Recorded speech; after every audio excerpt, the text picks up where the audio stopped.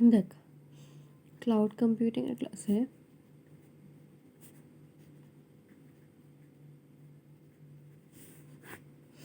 আজকে আমরা দেখব হচ্ছে ক্লাউড কম্পিউটিং ইনফ্রাস্ট্রাকচার।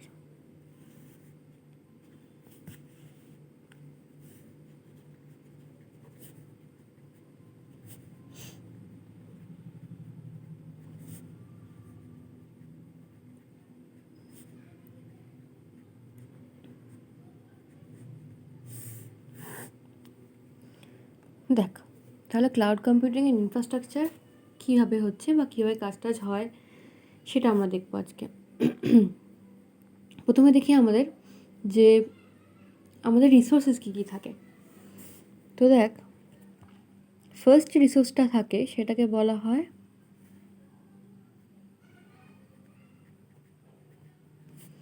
হচ্ছে স্টোরেজ ডিভাইসেস। তো আমাদের ক্লাউড কম্পিউটিংয়ের ক্ষেত্রে আমাদের স্টোরেজ ডিভাইসেস থাকেই, যেখানে দরকার পড়ছে যে স্টোরেজ ডিভাইসেসগুলোতে আমাদের যে ডেটাটাকে সেভ করে রাখতে হচ্ছে বা ফর ফিউচার ইউজের জন্য যে ডেটা দরকার হতে পারে সেটা আমরা ওখানে সেভ করে রাখতে পারছি। বেসিক্যালি একটা ডেটা স্ট্রাকচার তো দরকার, বাট একটা ডেটা বেস তো দরকার, যেখানে আমরা আমাদের এই যে প্রতিনিয়ত যে কাজগুলো হচ্ছে বা ট্রানজ্যাকশানস বল বা যে পারফরমেন্সগুলো চলছে সেগুলোর একটা প্রপার একটা পজিশন, যেখানে আমি সেগুলোকে সেভ করে রাখতে পারছি বা সেগুলোকে আমার যদি পরে দরকার পড়ে আমি ফার্দার সেটাকে আবার চেক করতে পারছি। এই জিনিসগুলো তো খুব দরকার। তো সেটা করার জন্য সেই একটা ডেটা স্টোরেজ রাখার জন্য একটা স্টোরেজ ডিভাইস থাকা দরকার, যেটা আমাদের ক্লাউড কম্পিউটিংয়ের ক্ষেত্রেও দরকার। কারণ যতই আমি হয়তো ক্লাউড আমার কাছে হয়তো বেসিক্যালি একটা স্টোরেজ বলতে হার্ড ডিস্ক টাইপের স্টোরেজ হয়তো আমার লাগছে না, যেহেতু সবটাই আমি ক্লাউডে করছি। তো একটা হার্ডওয়্যার টাইপের স্টোরেজ লাগছে না আমার ক্ষেত্রে, কিন্তু আমার ক্ষেত্রে কিন্তু এই যে ধর আমি সব কিছুই তো থ্রু ইন্টারনেট করছি, তাই না, ক্লাউড কম্পিউটিংয়ে। তো যখন আমি থ্রু ইন্টারনেট করছি তখন আমি নিশ্চয়ই প্রচুর কাজ করছি, প্রচুর ট্রানজ্যাকশানস হচ্ছে। এই জিনিসগুলোকে আমাকে কোথাও না কোথাও স্টোর করে তো রাখতে হবে। তো সেগুলো হচ্ছে ধর আমার স্টোরেজ ডিভাইসেস। তারপরে দরকার হচ্ছে আমার ধর সার্ভার্স দরকার, যে সার্ভার্সগুলো দিয়ে আমি কানেক্ট করতে পারছি।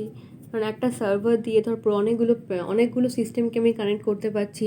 সেটা জিওগ্রাফিক্যালি একই জায়গায় এক একটা হতে পারে, কিন্তু তার সাথেও আমার অসুবিধা হবে না, কারণ আমি সার্ভার দিয়ে কানেক্ট করে রেখেছি। সেটা যে কোনো সার্ভার দিয়ে যে কোনো জিওগ্রাফিক সেন্টারে বা যে কোনো জায়গায় আমি নতুন কোনো হোস্টকে কানেক্ট করাতে পারছি।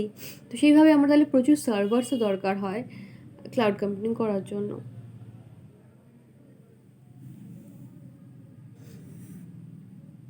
তারপর দরকার হচ্ছে ধর সফটওয়্যার। কীরকম সফটওয়্যার দরকার? যেটা ধর ক্লাউড ম্যানেজমেন্টের জন্য ইউজ করা হচ্ছে। মানে ধর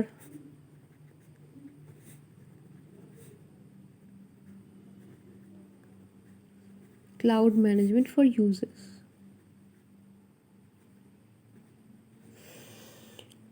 যে ধর যখন আমি ক্লাউডে কোনো কাজ করতে যাচ্ছি বা কোনো একটা সার্ভিস আমি চাইছি বা সার্ভিস কোনো প্রোভাইড করছি, তো সেখানে আমি বিভিন্ন রকম সফটওয়্যারস প্রোভাইড করছি, যে সফটওয়্যারগুলো আমাকে আমার ইউজারের কাজে লাগবে, ইউজারের ক্লাউড ম্যানেজ করতে কাজে লাগবে। যে ধর ক্লাউডে আমি যেন কোনো কাজ করতে চাইছি, সেই কাজের জন্য কোনো একটা পার্টিকুলার সফটওয়্যার আছে, সেই সফটওয়্যারটা কোনো একটা পার্টিকুলার সার্ভিস প্রোভাইড করছে, যে সার্ভিসটা আমার ইউজারে ইউজ করছে। আর ধর ভার্চুয়াল মেশিন,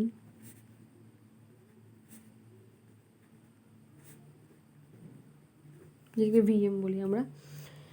আর ভার্চুয়াল মেশিন তো আমাকে দিতেই হচ্ছে, কারণ ধর আমি যখন তাই ভার্চুয়াল মেশিন আমরা অ্যাকচুয়ালি কেন ইউজ করি, তার কারণ হচ্ছে ধর যখন তুই থ্রু ক্লাউড একটা অন্য গ্রাফিক এরিয়াকে অ্যাক্সেস করতে চাইছিস। ধর আমি এখানে বসে আমি ইউএসের একটা কম্পিউটার যেটা আমার নামে সাইন করা আছে, সেই কম্পিউটারটাকে আমি চাইছি অ্যাক্সেস করতে, বা ওখানকার টাইম জোনের আমি ওদের টাইম জোনের বা ওদের ওই প্রোভাইডাররা যা আমার যে মানে ধর আমি একটা ডেভেলপার কাজ করি, আমার একজন যে আমার ক্লায়েন্ট, সেই ক্লায়েন্ট আমাকে একটা প্রজেক্টে কাজ করতে দিয়েছে, সেই কাজ করতে দেওয়ার জন্য আমাকে সে তার তার নিজস্ব সফটওয়্যার দিচ্ছে, সেই সফটওয়্যার অ্যাক্সেস করতে দিচ্ছে, কিন্তু সেটা অবশ্যই সে দিচ্ছে একটা ভার্চুয়াল মেশিনে।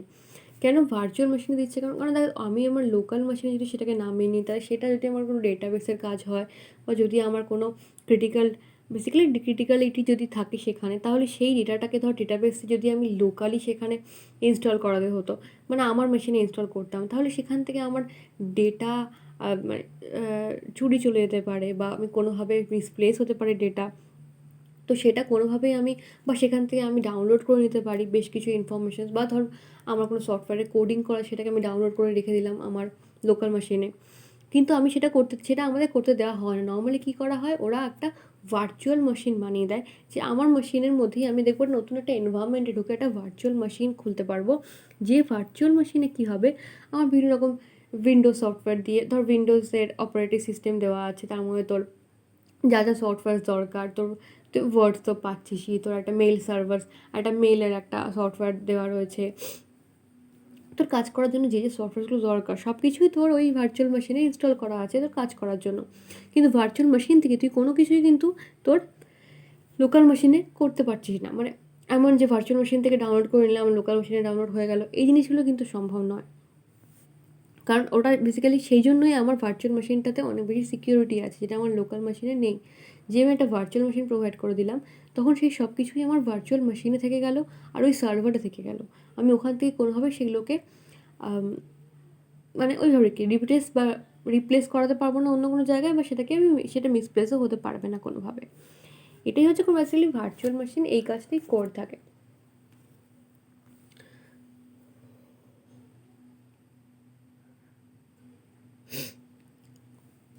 তো ধর আমি যদি এই ইনফ্রাস্ট্রাকচারটা একটু বানাতে যাই, কেমন দেখতে হবে, তার প্রথমে থাকবে আমার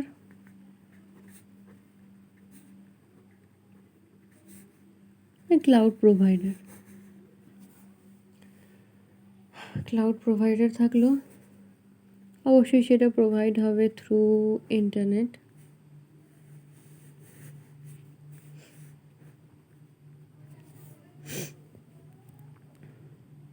এবার ধর আমার কাছে হার্ডওয়্যার ইনফ্রাস্ট্রাকচার আছে,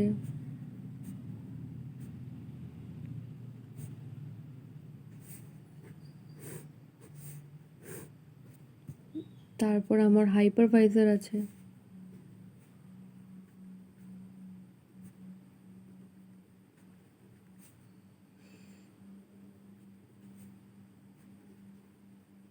এটাও এক টাইপের ভিএম।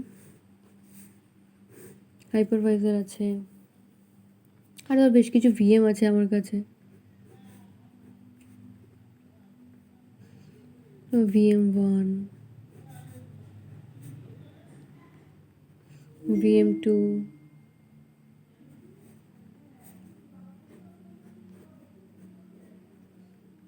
হ্যাঁ ধর VM অবধি আমার কাছে অনেকগুলো ভিএম আছে। এবার ধর অ্যাকচুয়ালি কীভাবে ইনফ্রাস্ট্রাকচারের কাজটা হয়, ধর আমার যে এন্ড ইউজার আছে, ওই এন্ড ইউজার কী করে, এন্ড ইউজার থ্রু ইন্টারনেট আমার ভিএমগুলোকে অ্যাক্সেস করছে, তাই না? তো ধর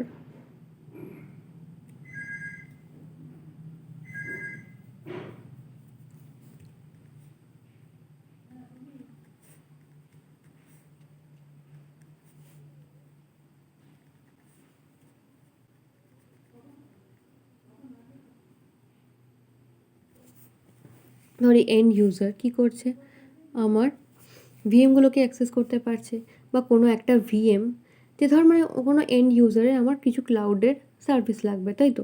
তাহলে কী হবে, সে কী করবে, অ্যাক্সেস নেওয়ার জন্য রিকোয়েস্ট করবে থ্রু ইন্টারনেটের কাছে রিকোয়েস্টটা যাবে। এবার সেই রিকোয়েস্টটা কার কাছে যাবে, অ্যাকচুয়ালি ক্লাউড প্রোভাইডারের কাছে যাবে।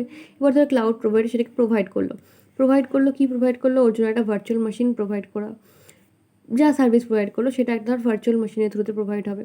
তো সেই এন্ড ইউজার হয়তো ওর জন্য একটা ভার্চুয়াল মেশিন পেলো, সেই ভার্চুয়াল মেশিনের থ্রুতেই এন্ড ইউজার কী করতে পারছে, ওর সার্ভিসগুলোকে নিতে পারছে। আর হার্ডওয়্যার ইনফ্রাস্ট্রাকচার মানে যে ধর হার্ডওয়্যার যেটা আছে আমার কাছে, যে আমার ধর মেশিনের মধ্যে যে ইনফ্রাস্ট্রাকচার থাকছে সেটাকে আমি হার্ডওয়্যার ইনফ্রাস্ট্রাকচার বলছি। হাইপারভাইজার বলছি হচ্ছে যে একটা বেসিক্যালি একটা ফায়ারওয়্যার, মানে একটা লো লেভেল বলতে পারিস। মানে হাইপারভাইজার অ্যাকচুয়ালি বলতে পারিস যে ভার্চুয়াল মেশিনের ম্যানেজার হিসেবে কাজ করছে। ও অ্যাকচুয়ালি যে কাজটা করে সেটা হচ্ছে তারা কোনো একটা সিঙ্গেল রিসোর্সকে মাল্টিপল ইউজারের কাছে হয়তো শেয়ার করে দিচ্ছে। ধর আমার কাছে একটা সিঙ্গেল রিসোর্স আছে, সেটাকে মাল্টিপল ইউজারের কাছে শেয়ার করে দিচ্ছে। তো ধর যেটা বলছি,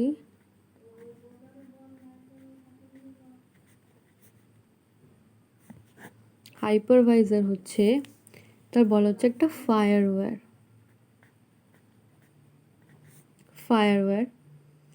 যেটা কিনা লো লেভেলে আছে, বা যেটাকে একদম ফায়ারওয়্যার বলছি, বা যেটাকে আমি একদম সব কিছু লো লেভেল বলি। ভার্চুয়াল মেশিনেরও নিচে রয়েছে না, তাই লো লেভেলে আছে। যেটাকে আমি এক্ষুনি বলছিলাম যে এটা অ্যাকচুয়ালি অ্যাক্টস অ্যাজ ভার্চুয়াল মেশিনের ধর ম্যানেজার। তাহলে that acts as virtual machine manager, virtual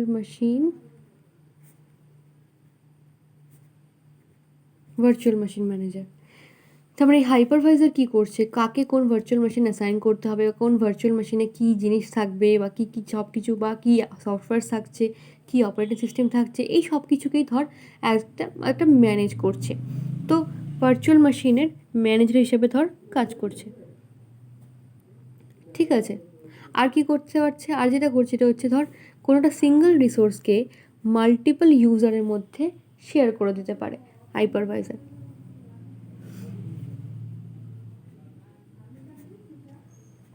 কি করে, তো শেয়ারিং অফ সিঙ্গেল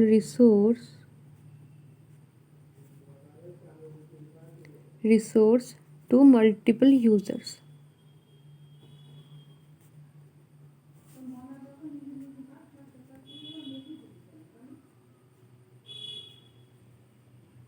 ঠিক আছে, টু মাল্টিপল ইউজার্স। তাহলে এই ধর হচ্ছে আমাদের কাজটা, এই কাজ করলো। হাইপারভাইজার হচ্ছে এরকমই কাজ করছে। আর আমাদের ইনফ্রাস্ট্রাকচারে ধর কিছু কনস্ট্রেন্টস আছে, সেগুলো বলে দিচ্ছি কি কি আছে।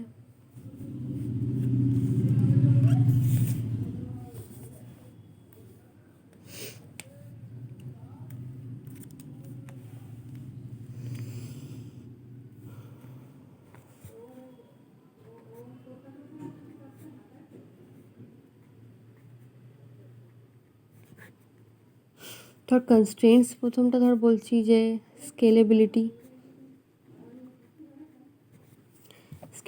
তো হবেই।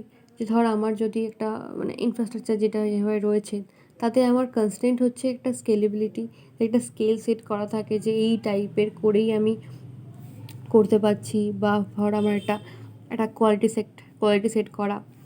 তারপরে ধর ট্রান্সপারেন্সি,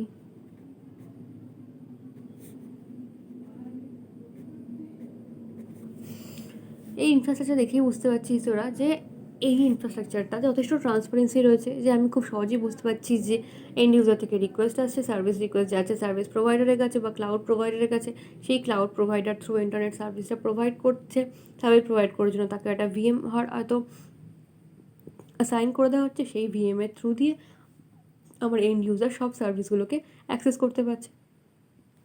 তাহলে এই হলো আমার ট্রান্সপারেন্সি। আর ধর হচ্ছে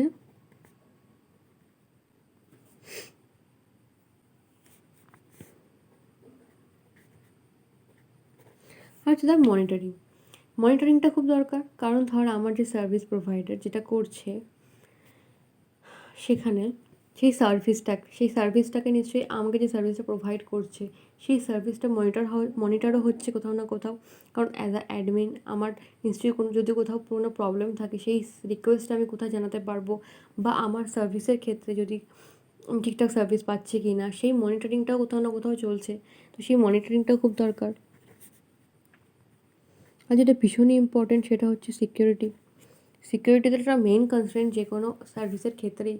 তো এখানে ক্লাউড কম্পিউটিংয়ের ক্ষেত্রেও সিকিউরিটি সবথেকে বেশি ইম্পর্ট্যান্ট, যার জন্য আমাকে আমাকে একটা যা different different virtual machine provide করে দেওয়া হচ্ছে জাস্ট অনলি সিকিউরিটির জন্য, যাতে সিকিউরিটিটা ঠিকঠাক থাকে। তাহলে তাহলে সিকিউরিটিও হচ্ছে একটা বড় কনস্ট্রেন্ট, এখানে কনস্ট্রেন্ট। আচ্ছা, এবার দেখব ক্লাউড কম্পিউটিংয়ের বেশ কিছু টেকনোলজিস।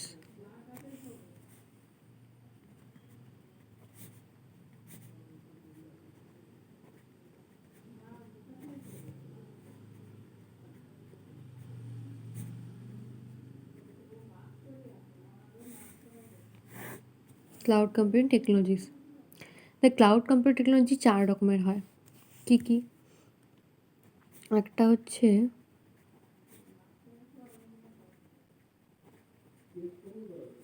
ভার্চুয়ালাইজেশন, একটা হচ্ছে সোয়া, একটা হচ্ছে গ্রিড কম্পিউটিং,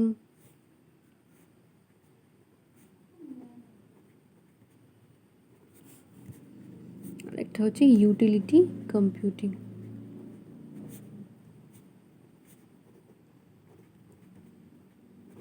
আচ্ছা, দেখো ভার্চুয়ালাইজেশন কি?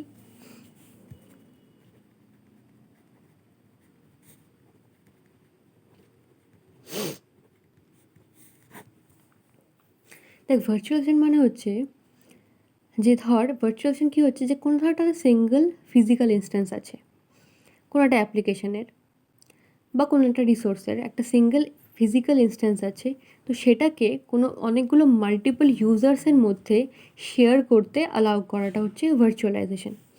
কী করছে ভার্চুয়ালাইজেশন? বলছে যে allows to share single physical instance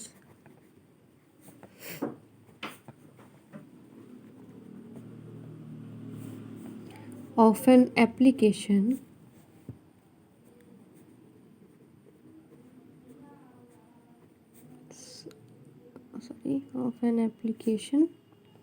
or resource, অ্যাপ্লিকেশনও হতে পারে, রিসোর্সও হতে পারে,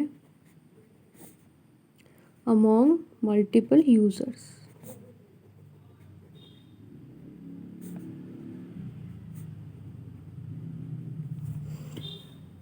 তার মানে আমার যদি একটা রিসোর্স আছে বা একটা অ্যাপ্লিকেশন আছে যার কোনো সিঙ্গেল ফিজিক্যাল ইনস্ট্যান্সকে আমি কী করছি, অনেকগুলো ইউজার্সের মধ্যে শেয়ার করে দিচ্ছি আর সেগুলোকে ইউজ করতে দিচ্ছি আর কি, মাল্টিপল ইউজারের ক্ষেত্রে। যেমন ধর আমার কাছে একটা আর বলে ধর একটা হয়তো ফিজিক্যাল রিসোর্স আছে, ঠিক আছে। এই ফিজিক্যাল রিসোর্সটাকে আমি কি করলাম, R1, R2 আর R3 এই তিনটে রিসোর্সকে ভেঙে ভেঙে দিলাম, বা এই ফিজিক্যাল রিসোর্সটাকে আমি 3 ভাগে ভাগ করে দিলাম। এবার কি করলাম, আমি সেটাকে 3টে ইউজারকে দিয়ে দিচ্ছি, ধর U1, U2, U3। তাহলে এখন এই 3টে ইউজার কী করতে পারছে, এই সিঙ্গেল রিসোর্সটাকে ইউজ করতে পারছে, সিঙ্গেল রিসোর্সটাকে শেয়ার করতে পারছে। এই শেয়ারিংটা আমার ফিজিক্যাল রিসোর্স যে আছে বা যেটা ভার্চুয়ালাইজেশন পদ্ধতি, সেই পদ্ধতিতে হচ্ছে। কী হচ্ছে তাহলে, এই সিঙ্গেল রিসোর্সটা ভাগ হয়ে গেল এই 3টে রিসোর্সে, যেগুলোকে আমি বেসিক্যালি এই R1, R2, R3 হচ্ছে এখন লজিক্যাল রিসোর্স হিসেবে কাজ করছে। আর এই R1, R2 আর R3 নেমসগুলো হচ্ছে এখন লজিক্যাল নেমস, কারণ আমি হয়তো বুঝতে পারবো না যে একটা রিসোর্সকে কত ভাগে, যদি ধর সবকটার নামই আর হতো তাহলে ডিফারেন্সিয়েট কিছু করা যেত না, কারণ ডিফারেন্ট যদি আমি না করতে পারি তাহলে আমি বুঝবো কী করে যে কোন রিসোর্সটা কাকে দেওয়া হচ্ছে, বা কোন রিসোর্সে কী কাজ করা হচ্ছে, বা কোন রিসোর্সেস রেসপেক্টে বা কী কী ইউজ করতে দেওয়া হয়েছে, বা কোন কোন সার্ভিসগুলো প্রোভাইড করা হয়েছে, এই জিনিসগুলো আর কি, কীভাবে শেয়ারিংটা করা হয়েছে। তো তাই জন্য আমাকে লজিক্যাল নেম দিতে হয়েছে, যাতে আমি ডিফারেন্সিয়েট করতে পারি, ঠিক আছে। আচ্ছা, তাহলে এখানে তাহলে আর্কিটেকচারটা কীভাবে হচ্ছে, যে ধর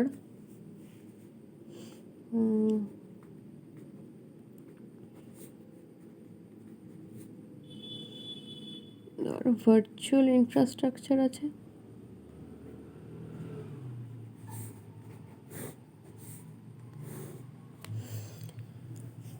ধর ভার্চুয়াল ইনফ্রাস্ট্রাকচারে এখানে এই ভার্চুয়াল ইনফ্রাস্ট্রাকচার কী করছে, আমার এই তিনটে R1 R2 R3 ক্রিয়েট করছে। তাহলে ধর আমার কাছে এখানে একটা R1 বা ওই রিসোর্স একটা আর এই একটা, এই তিনটে ক্রিয়েট করছি আমি। ধর এটা আমি ইউজার 1কে দিয়েছি, ইউজার 2কে দিয়েছি, ইউজার 3কে দিয়েছি। সব কটা একটা করে ভার্চুয়াল মেশিন, এটা VM1, এটা VM2, এটা VM3। ধর VM1-এ আমি ধর উইন্ডোজ ইনস্টল করেছি, আর ধর আমি ওয়ার্ড ইনস্টল করে দিয়েছি, মাইক্রোসফট ওয়ার্ড। আচ্ছা, এখানে ধর আমি লিনাক্স দিয়েছি অ্যাজ আ OS, তার সাথে ধর আমি একটা ইমেল সার্ভিস প্রোভাইড করে দিয়েছি। ওকে, এই ভিএমের ক্ষেত্রেও ধর আমি লিনাক্সই দিয়েছি, আর তার সাথে ধর আমি একটা ডেটাবেস সার্ভার দিয়ে দিয়েছি। তাহলে এইগুলো আমার যে ভার্চুয়াল মেশিনস, তাই না? তাহলে এই ভার্চুয়াল মেশিনসগুলো এখন ইউজারগুলো ইউজ করছে এই ভার্চুয়াল মেশিনসগুলো এখন। তো এই ভার্চুয়াল মেশিনগুলো মানে একটাই ইনফ্রাস্ট্রাকচার কিন্তু আমার কাছে ছিল, বা যেটাকে আমি বলতে পারছি যে ধর আমার কাছে অ্যাকচুয়ালি কী ছিল, আমার কাছে ছিল একটা রিসোর্স, যে রিসোর্সের মধ্যে ধর ছিল হচ্ছে স্টোরেজ, নেটওয়ার্ক, সার্ভার্স, এটসেট্রা, এসব ছিল। সেগুলোকে আমি একটা ভার্চুয়াল ইনফ্রাস্ট্রাকচার নিয়ে গেলাম, নিয়ে সেগুলোকে আমি শেয়ার করতে দিয়ে দিলাম বেশ কিছু ইউজার্সের মধ্যে। তো সবার ক্ষেত্রে কিন্তু সেম জিনিস নয়, সবার ক্ষেত্রে ডিফারেন্ট জিনিস আছে। কারণ আমার তো একটা রিসোর্সকে তো আমি সব কিছু পুরো কপি বাই কপি সবাইকে দিতে পারবো না, কিন্তু যার যেটা ধর দরকার তাকে সেটা আমি প্রোভাইড করে দিলাম। তার মানে একটা রিসোর্স দিয়েই কিন্তু আমার 3 জনের কাজ চলে গেল। তাহলে একটা রিসোর্সকে দিয়েই আমি খুব সহজেই 3টে রিসোর্সের যা যা দরকার সেটাকে কিন্তু আমি পূরণ করে নিতে পারলাম।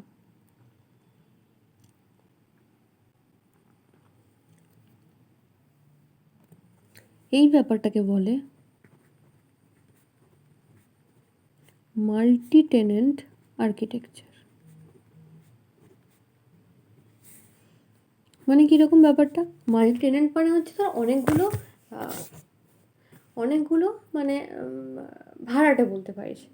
কারণ এরা ধর যে ইউজার্সগুলো এই সার্ভিসগুলোকে নিচ্ছে তারা হয়তো সেই পরিমাণ ভাড়া দিচ্ছে, বা বেসিক্যালি সেই টাকা দিচ্ছে, সেটাকে আমরা ধর রেন্ট হিসেবে ধরছি যদি বলি। তাহলে মানে বলছি মাল্টি টেনেন্ট আর্কিটেকচার, যে একটা রিসোর্স থেকে আমি একটা রিসোর্সে যা যা আমার কাছে জিনিসপত্র ছিল সেই জিনিসপত্রগুলোকে আমি কী করলাম, অনেকগুলো রিসোর্সের অনেকগুলো ইউজার্সের মধ্যে ভাগ করে দিয়ে দিচ্ছি, তারা খুব সহজেই সেগুলোকে ইউজ করতে পারছে। আচ্ছা, আরেকটা টেকনোলজিও দেখি, সেটা হচ্ছে সোয়া, যাকে বলে সার্ভিস ওরিয়েন্টেড আর্কিটেকচার।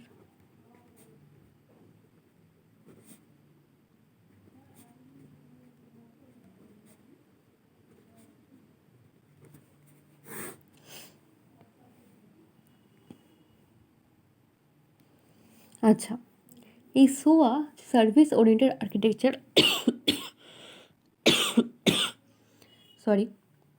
এই আর্কিটেকচারে কী করা হয়, বেসিক্যালি এই আর্কিটেকচার অ্যালাউ করে to use application as a service for other application. ধর অন্য কোনো অ্যাপ্লিকেশনের জন্য অ্যাপ্লিকেশন অ্যাজ এ সার্ভিস হিসেবে ইউজ করা যায়।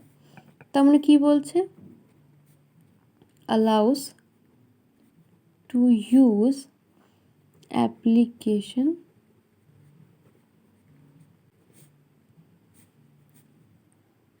as a service for other application.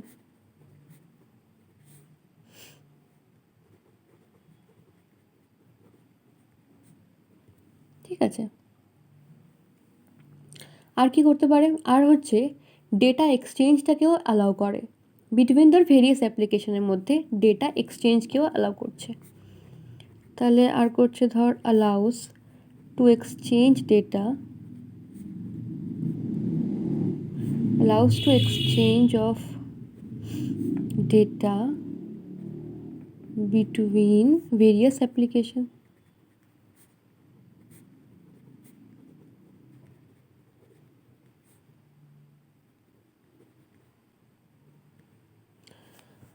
ওকে,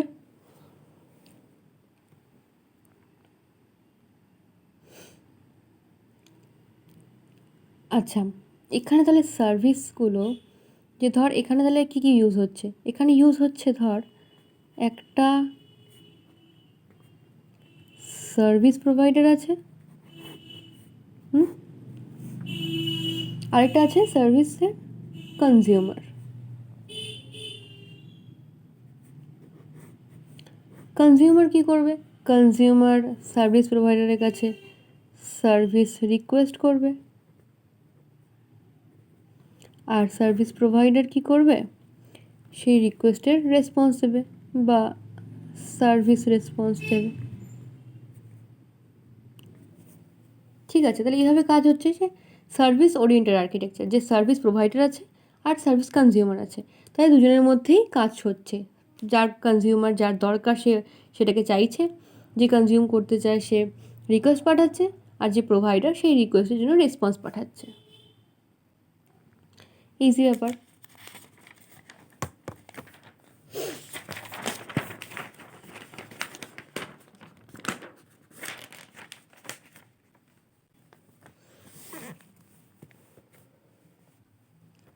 তার মানে এখানে কি হচ্ছে, সার্ভিসেস আর প্রোভাইডেড ফ্রম কি হচ্ছে, অ্যাপ্লিকেশন থ্রু ইন্টারনেট, তাই তো। সার্ভিসেস কীভাবে প্রোভাইড করা হচ্ছে, services R provided services are provided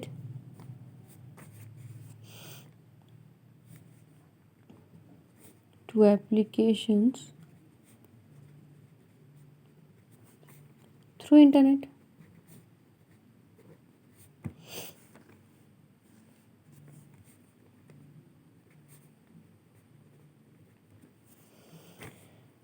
আচ্ছা, অ্যাডভান্টেজেস কী আছে ধর,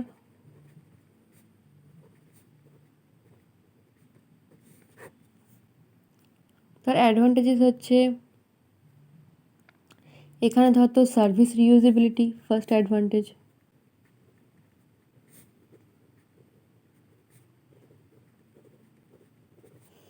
যে সেম সার্ভিস আমি বারবার ইউজ করতে পারছি। তারপর ধর আছে ইজি মেনটেনেন্স, অবশ্যই মেনটেনেন্স করাটাও ইজি এক্ষেত্রে। থার্ড ধর আছে প্ল্যাটফর্ম ইন্ডিপেন্ডেন্ট, আমার যে কোনো সার্ভিস প্ল্যাটফর্ম ইন্ডিপেন্ডেন্ট, একেবারেই ডিপেন্ড করছে না আমি কোন প্ল্যাটফর্মে বা কোন ওএসের ওপর কাজ করছি, যে কোনো ওএসের জন্যই ইন্ডিপেন্ডেন্টলি কাজ করতে পারে। তারপর রিলায়েবিলিটি অবশ্যই আছে, অ্যান্ড স্কেলেবিলিটি। তাহলে এইগুলো হলো হচ্ছে অ্যাডভান্টেজ। এবার ধর যদি ছোটো করে আর্কিটেকচারটা বানাই,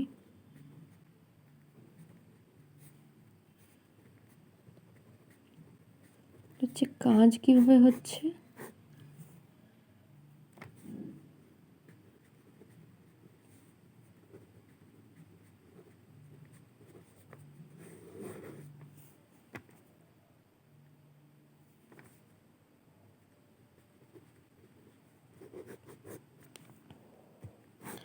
ধর কীভাবে কাজ হচ্ছে, সার্ভিস কনজিউমার আছে, সার্ভিস কনজিউমারের ধর কোনো একটা সার্ভিস দরকার, তো কী করবে, সার্ভিস ডিরেক্টরিতে গিয়ে সার্চ করবে, যদি পেয়ে যায় তাহলে সার্ভিসের কাছে যাবে, গিয়ে বলবে সেই সার্ভিসটা ইনভোক করা হোক। ঠিক আছে, তো সেই অনুযায়ী সার্ভিসটাকে ইনভোক করে দেওয়া হবে সার্ভিস কনজিউমারের কাছে। আর যদি নতুন কোনো সার্ভিস অ্যাভেলেবেল হয় সার্ভিস প্রোভাইডারের কাছে, তো তখন কি করবে, সেটাকে সার্ভিস ডিরেক্টরিতে রেজিস্টার করা হবে, যাতে যখন কেউ সেই রকম সার্ভিসকে খুঁজতে চায় বা সার্চ করতে চায়, তাহলে সার্ভিস ডিরেক্টরিতে সেই রকম কোনো সার্ভিসকে পেয়ে যায়। তাহলে এইভাবে কাজ হচ্ছে সো আর্কিটেকচারে। ঠিক আছে, বাকি টেকনোলজিগুলো আমরা নেক্সট ক্লাসে শিখব।